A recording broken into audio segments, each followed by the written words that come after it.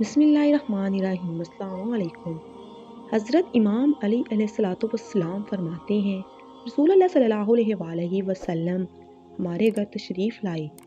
میں اور فاطمہ اکٹھے بیٹھے ہوئے تھے۔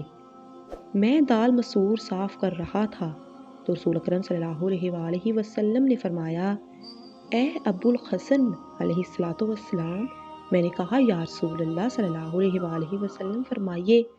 آپ صلی اللہ علیہ وآلہ وسلم نے فرمایا، میری بات غور سے سنو، میں حکم خدا کے علاوہ کچھ نہیں کہتا ہوں۔